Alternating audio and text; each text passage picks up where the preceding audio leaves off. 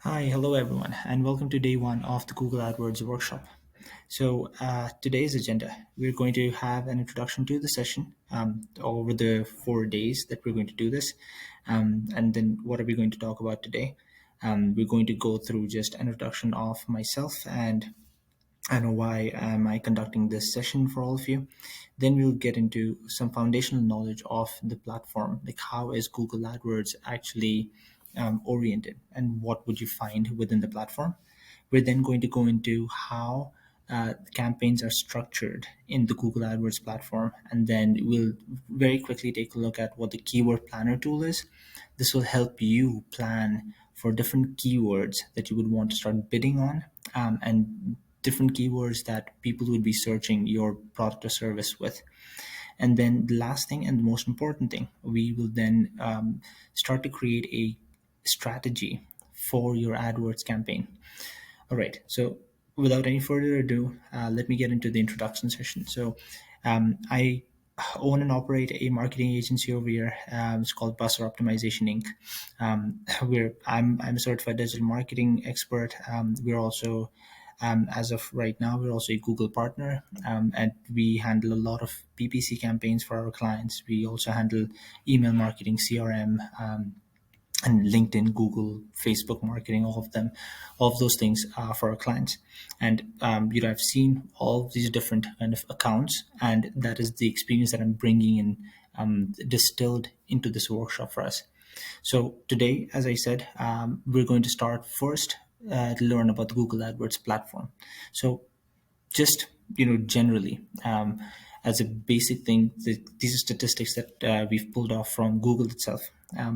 On average, there's 8.5 billion searches that are made on the Google platform, and that is a huge amount. That's almost like 70 or 75% of the searches that are done all over are done on the Google platform. One of the first touch points that people have with your business is also through the Google platform when they're trying to search for a product or a service, either local to them, or they're looking for something that may not be local, but then they're just searching in Google, and your business may show up, and that's the first touch point usually that people have through this platform. Now, I will get a lot of people asking us, do we do SEO or SEM? And a lot of people do not know the difference between SEO and SEM. So I thought I would touch upon that a little bit over here. So SEO is really search engine optimization. What that is it is an organic way to rank on Google. So on the first page of Google on the top, it is an organic way to rank in Google like that. Whereas SEM is search engine marketing. So what that is it is paid ads, targeted ads exactly at your audience, to the people who are searching with your keyword, and basically paying Google to be on the top of the organic results in the top three or in the map pack, whatever it may be. But that is what SEM, search engine marketing, involves, and that is all about Google AdWords. SEO, on the other end, is an organic approach. It is a long term approach, but it is also a very stable long term approach, SEO. And then the last thing, not the Google AdWords platform is not for everyone. You want to use the Google AdWords platform if there is enough of a search volume, and we'll get to, and that's why we'll get into the keyword planner tool today. So the first thing I want you to do is really ascertain, is there enough of a search volume for your business or your services, and what does that mean? What does enough of a search volume mean, and how much would you be looking at paying for leads on the platform? So those are some of the things that you need to take into consideration, and that's why I say that the AdWords platform is not for everyone, because there are certain restrictions on what kind of businesses can run ads on the platform. There are also, again, if there's not enough volume, then you're not going to benefit from running AdWords on the platform, right? So basically, who is this for? Is if you have a product or service that is very well known, the brand name may not be very well known, your brand name may not be very well known, but people know that they need this service, or they know that they need this product. And if they're searching with those keywords, then your brand can show up, as this brand can deliver this product or service. So that is when you'd want to use this platform. All right. So then the next thing that I want to get into is how is the AdWords platform structured? So if you look on the left hand side over here, right at the top you have your main campaign name. That is the first thing that you would start out with at the campaign level. So you will define a campaign name, and at that point you will also know what your AdWords strategy is. So you're going to select the right objective for your campaign level. Now, ascertaining your keyword volume, knowing what your AdWords strategy is going to be. We're going to be talking about all of those things in today's session in day one. All right. So at the campaign level, these are all of the things that you can put in as your settings. So starting with objective, like what is your objective? Are you trying to drive just more traffic to your website? Are you trying to drive more leads? Are you trying to get more sales from your website? Like, is that your objective? And your sales could be from phone calls, from your website, from maps, whatever it may be. But once you have your strategy down, you will then know which objective you need to select at the campaign level. The next thing you can set at the campaign level is location. So where do you want your ads to run? Then the next thing is bidding strategy. So there are different bidding strategies that you would use at a campaign level, and that is what you set at a campaign level. So there is, just off the bat, maximize clicks, maximize conversions. Then there's target ROAS. All of those things, different bidding strategies that you would use to get to your objective function. The next thing that you set at the campaign level is devices. So this means that you can opt in or opt out to show your ads either on mobile devices or on laptops or computers or on TV screens, on tablets. You can adjust the bid level. You can adjust the bid level and say, I want to pay more to show up on tablets, and I want to pay less to show up on computers and laptops. So you can set up all of those things at the campaign level. Ad schedule. So what this means is you can basically put in an ad schedule and say, I only want my ads to run from Monday to Friday. So if you are one of those businesses, let's say an engineering firm, and you're only in the office from Monday to Friday, then there's no use running your ads on Saturday and Sunday. So you would want to put in that schedule over your, even your office hours, that you want your ad to only run within your office hours. So all of those things are set up at a campaign level. Now, then the next thing is budget. You set up your budget also at the campaign level. This is slightly different from Facebook or even like LinkedIn in that sense. You set your budget at the campaign level over here, not at the ad group level. You can also then define when your ad campaign is going to start and end, and then you also set up your conversions at the campaign level. Like, which conversions are you looking to track? Which conversions are you trying to optimize for, and where are those conversions coming from?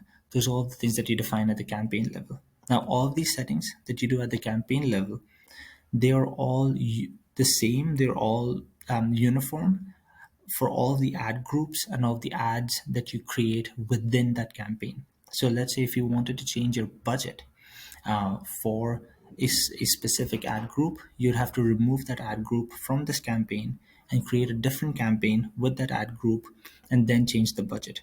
So that is why this differentiation is made over here, that these are the settings you can put at a campaign level and other things that you can put at an ad group level. Now, within a campaign, you'll have multiple ad groups. You can have multiple ad groups. Usually, people will divide these ad groups by the kind of services they're offering. So, let's say for us, if we are running a campaign, we might put in one ad group, we might put all of the Facebook marketing. In another campaign, we might put all of the LinkedIn marketing. In another ad group, we might put all of the CRM marketing for us, right? So why is that? Is because you are going to attach keywords on an ad group level. So if you have a whole mix of keywords at an ad group level, LinkedIn, Facebook, Google, this, that, all of those things, it'll become very hard for the algorithm to understand which keywords it really needs to optimize for to bring you those conversions. So that is why, as a good practice, You want to divide your services or your products at an ad group level. Then the next thing you will set at the ad group level is type of ad. So is this going to be a responsive search ad? Is it going to be a phone call ad? Is this going to be a dynamic search ad? All of those things are set up at an ad group level. You also set up your landing pages at an ad group level. So you can have multiple different landing pages, and your ads could be going to any of those different landing pages, your audiences and your devices now. So you see, at your campaign level you had your devices, and even at your ad group level you have your devices. So both of these things can be set differently. Only these two settings, audiences and devices, only they can be set differently at an ad group and a campaign level. The others will just remain the same. Then you have your bidding strategy also that you can set at your ad group and campaign level. And then you have your assets that you can set. So your assets are going to be your extensions. These are extensions for ads that you would have. So call out extensions, site link extensions, phone call extensions, map location extensions. All of those things are again set at the ad group level. And then you can attach them to each ad that you're showing. And then at the ad level, these are all of your ad assets over here. So these are your images, videos, whatever copy that you want to show. All of those things go at your ad level over here. Now, from a tree perspective, you have multiple ads will make up one ad group. Multiple ad groups will make up one campaign. And you can have multiple campaigns running in your account. All right, so now the next thing that I want to get into is the keyword planner tool. So you remember we said, who is this for, and do you have enough of a volume to run your campaigns, right? Like, is this the right tool for you to use? So let me jump into the live screen demo very quickly over here. And this is something that we will set up and we will see in day 2. So in the next session, we will see how to set up your account, and then how can you access your keyword planner tool. But for now, you may not be able to access it. That is fine. Right now, you can just look at the live screen demo and see what the tool is all about. But then in day 2 tomorrow, we will then actually create the account, and I'll show you how you access this keyword planner tool for yourself. All right, so if you come over here, this is what the keyword planner tool looks like. And on all the way on the left hand side, you can go discover new keywords. Now over here, what I can put in, let's say for ourselves, we put in digital marketing, right? And then the next thing I'll select is I do not want to go all the way on a country level. Let's say I'm only looking for keyword volume on a local, like city level. So you can only go down to a city level in the keyword planner tool, and then I'll say target this, and then I will remove all of Canada from here. So now it's only targeting Calgary at a city level. So I've just given it one seed keyword, like digital marketing, right? And I've now changed the location setting on it. I can also change the language on it if I wanted to. So if you are in a market where you have other language speakers, and it is very important that your ads or your keywords are set in those languages, then you can change your default language over here. Right. Once that is done, I'm going to hit get results over here. And now it is going to show me a whole list of results or keywords that it has seen as a search volume in the past 12 years. Now, I do also realize that for some people, this top trend graph does not show for them. I think this shows up in the account after a certain period, after you've run a few ads and stuff. That's when it shows up. So if this does not show up for you right at the start, that is fine. Don't worry about it. It'll come in afterwards. Now, when you scroll down, you see this. You see keywords over here in this column. You see the average monthly searches in this column, this competition. There's top of page, low range and high range, and then there's account status. Okay, so what does this really mean? On the left hand side, you're going to see all of the keywords in this column, and then they'll be separated by the ones that you've provided, and then it'll also give you some ideas for other keywords that you could go after. So even if you're doing SEO, like organic search, like search engine optimization for organic searches in Google, this can be a very good tool for you to use to see, well, maybe I was thinking of one keyword, but there are a lot of other keywords that I should be generating content on. So this is what this column is going to show you. And I can add more keywords into this column over here from the top. And what that will do is it'll give me even more ideas, surrounding ideas for those keywords. The next thing is these monthly searches. So what I usually like to do is just click on this, and it will arrange all of your keywords now from high to low based on their average monthly searches. So now what this is showing you is, well, digital marketing just as a very open keyword, because digital marketing can mean anything. Digital marketing can be agency, it can be digital marketing for my own business, it can be digital marketing learning or digital marketing certificate, digital marketing jobs, it can be a host of different things. So just digital marketing itself, that's why it has a very big volume. But you would not want to just put this into your account as is, because this will generate a lot of wayward, low quality traffic, because there's a very open, vague keyword right now. So if you look at some of the more qualifying keywords like digital marketing agency, now this is something that for us we would want to start be bidding on, because now this is a very specific term that people are searching with. Now all of this data over here that you're seeing, this is data based on what are people searching with, like what keywords are people using to search around the seed keyword that I've given. So if people are searching this digital marketing agency, that is very, very relevant for us. So we would want to bid on this.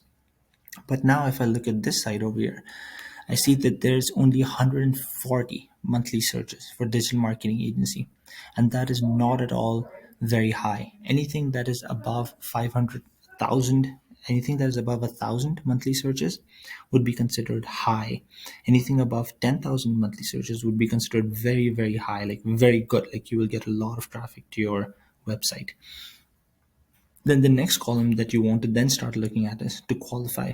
Is this very high competition, low competition, or medium competition? What this means is, are a lot of people bidding on this keyword either through SEO or through SEM? But is there a lot of crowd for this very specific particular keyword? And how hard is it to rank high for this keyword? That is what this competition over here, it tells you. All right.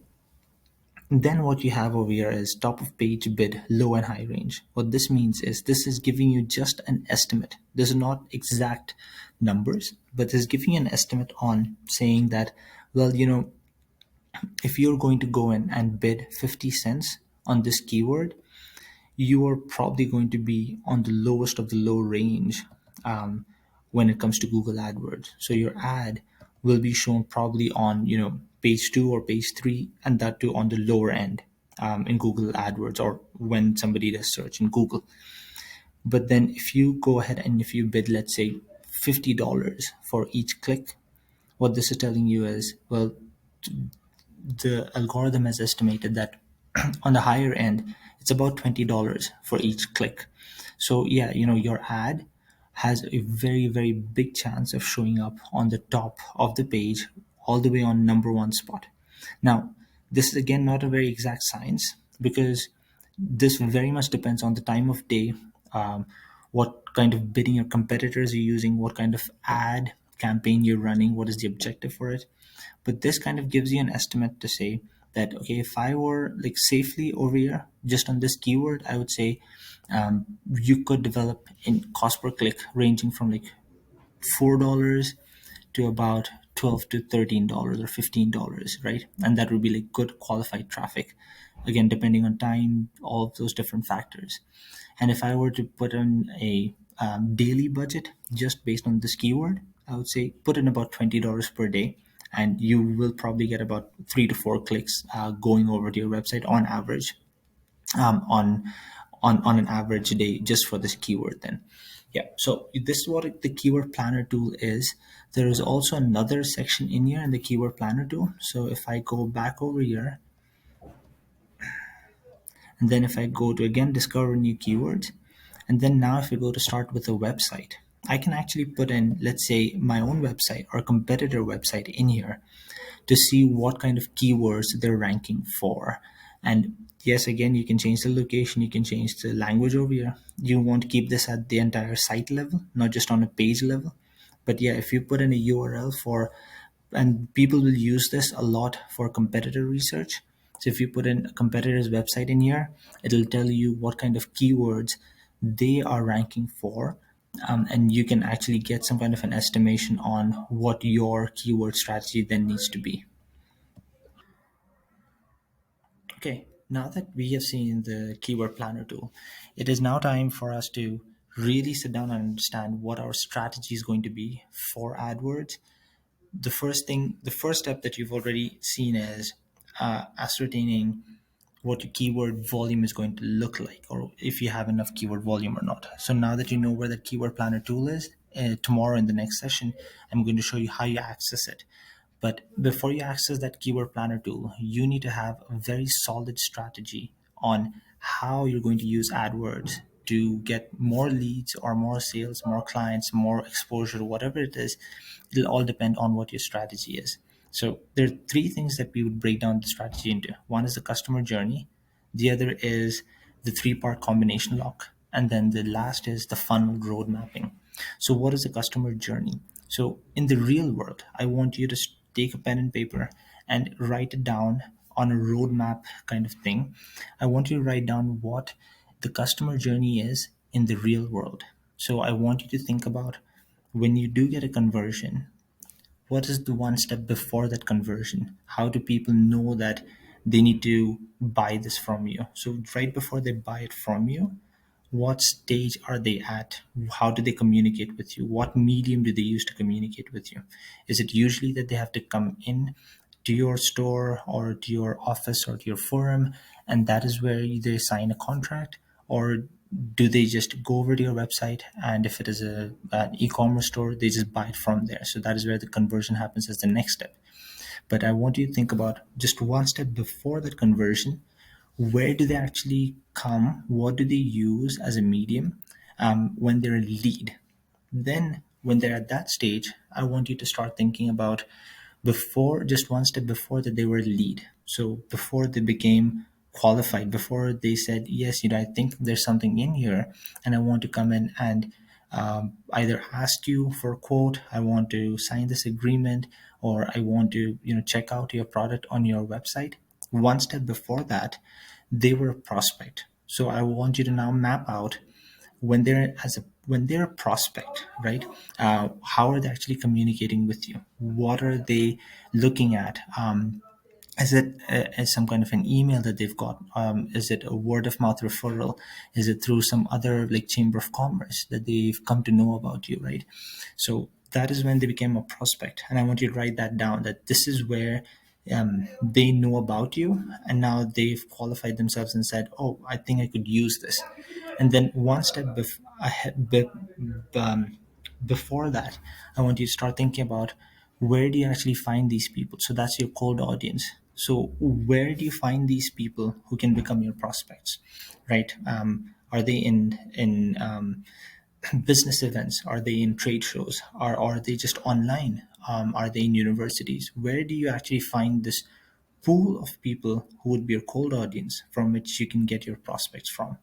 Once you know that in the real world, and this will have to come from real data, this cannot be assumed. Like I see a lot of people make these mistakes where they will be starting out a business and they have not closed enough deals. Even like 5 or 10 deals is enough to understand where you're getting your people from, which pool you're getting them from, how are they becoming a prospect, what medium or tool are they using to become a lead, and then how do they actually convert. Even just 5 or 10 transactions are enough to understand that flow of for your customer journey. But you have to base this on real world data. Do not base this on assumptions that this is how it will work. Because if you base it on an assumption, then when you actually take this and put it into Google AdWords, you do not know if it is the AdWords tool that is not working for you, or if the assumption of the customer journey, if that is not working for you. All right. So I want you to take all of this, map it out onto real world data. Once you have that, you can then convert it into a digital world map. So in the digital world, let's say you say that my cold audience pool of people are at all these events and trade shows, right? So you can say, well, all these people are probably on LinkedIn, or even if they do go to a physical live event or a physical trade show, I could geofence, I could target just that 1 kilometer area, and through Facebook or through LinkedIn, through Google, whatever it is, you could just target those people just within that geographical area, and you'll have all of your cold audience. But then you can also put in age restrictions, you can put in titles, job titles, you can put in interests, hobbies, all of those things. So I want you to get as much data as you can at that cold audience level. Then the next thing is, then you'll know, okay, for me to turn them into a prospect, I need to educate them about my service or my business, or I need to show them that we have an offer that is going on for, the Christmas season or for Valentine's or whatever it is. Or I need to show them some kind of testimonial or review, or I need to distinguish myself. So if I'm, let's say, a realtor or something, there are a lot of realtors available, but how do they know that they should be using me?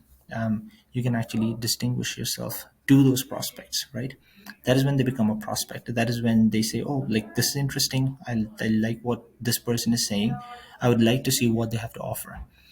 From that prospect stage to the lead stage, now when they say, oh, like, I have a need and I think I should go with this person, that is when they have gone from prospect to becoming a lead for yourself. And how do they now turn over to a lead? So maybe at that stage you need to show them some kind of listings. If you're a realtor, you need to show them that you're available at these times, or you need to engage them in your messenger.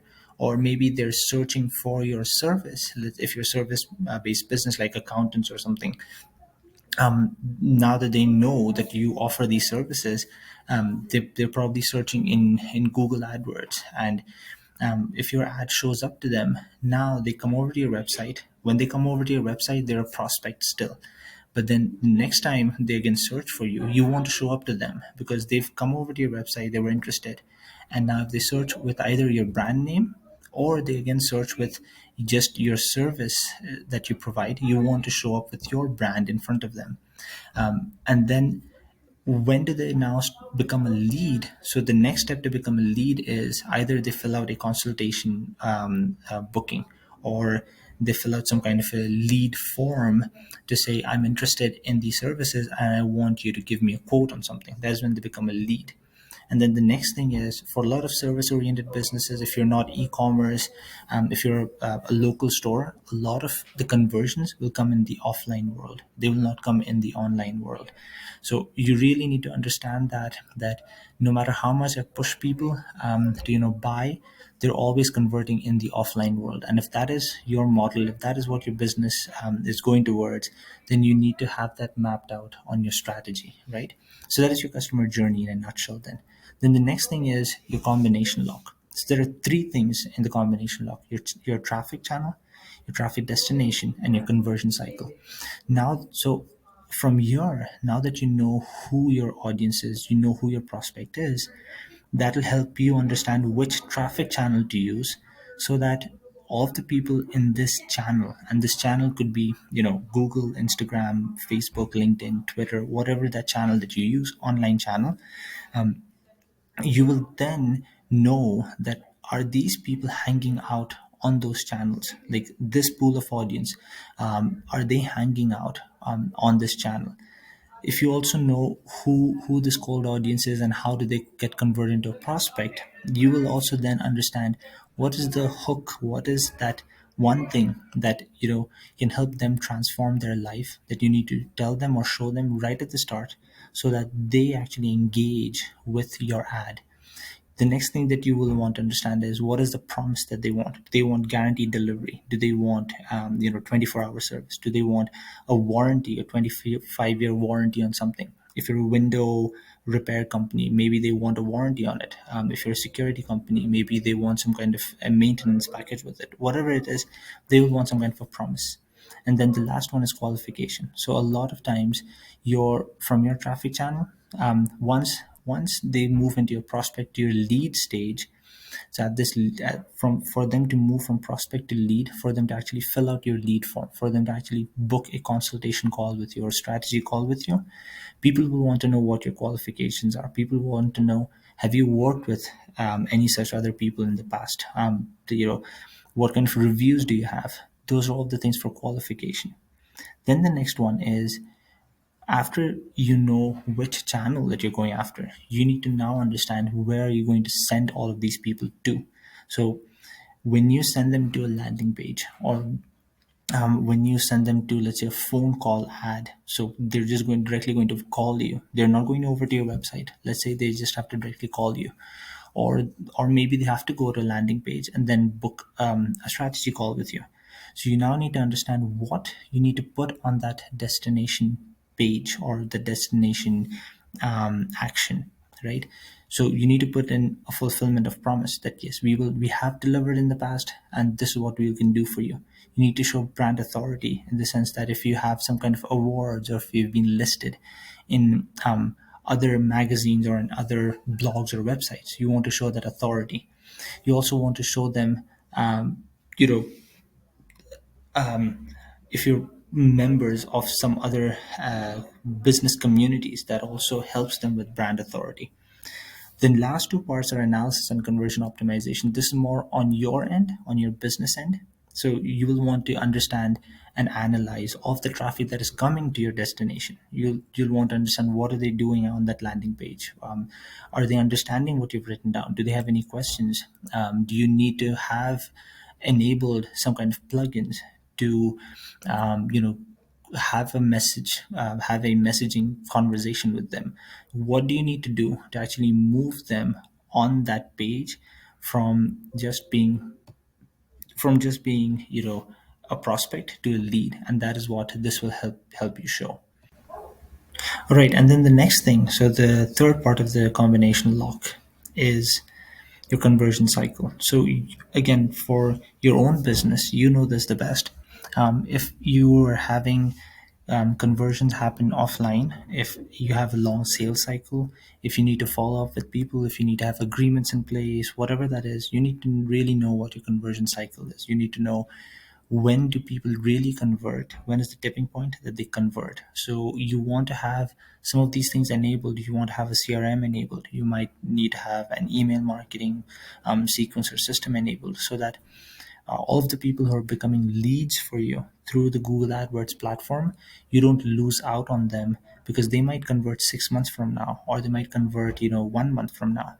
But if you've invested the money in making them a lead, you do not want to leave that money on the table then, right? So that is the third part of the combination lock. And then the last thing that then comes out to is, what is your funnel going to look like? Now that you know from the real world, now from the real world to the digital world, you know what the customer journey looks like. You know which channel you're going to go after, you know where you're going to send them, and you know how you're going to convert them. Now this helps you build a funnel. So this actually helps you then understand, at the lowest level of the funnel, at a conversion, what do I need to show them? What do I need to give to them so that I can convert them faster? That is what will help you. So this conversion cycle over here, this will help you at the bottom part of the funnel. And for a lot of service-based industries, it might just be that we need to keep filling up this end of the pipeline, the middle of the funnel, with more and more prospects and leads, because they will convert whenever the time is right. People will convert whenever the time is right. As long as I can put more and more people into my CRM, into my email marketing system, I'm good. So that might just be a strategy. For e-commerce, direct sales, product stores, you might just be looking at direct conversions, and you might say, well, yes, CRM, all of those things are good, but I need to have a higher conversion rate on my website. So this is what then helps you create a funnel for yourself. You can now understand, what do I need to do at the bottom of the funnel level? What do I need to do at the middle of the funnel level? Do I need to have a lead magnet? Do I need to have a consultation call? Now you can start organizing your traffic. You can start organizing your prospects or your audience in different phases of your funnel, and you can show them the right thing at the right time to make them go move to the next stage of your funnel then. All right, so this actually constitutes day one of our AdWords workshop. There are a few things that I would do want to let all of you know, that we will have these all these recording sessions stored in our digital marketing community. We also have other SOPs, templates, questions that people may be asking about AdWords platforms. This is all in our marketing community, and you can join the marketing community to actually get access to all of these resources.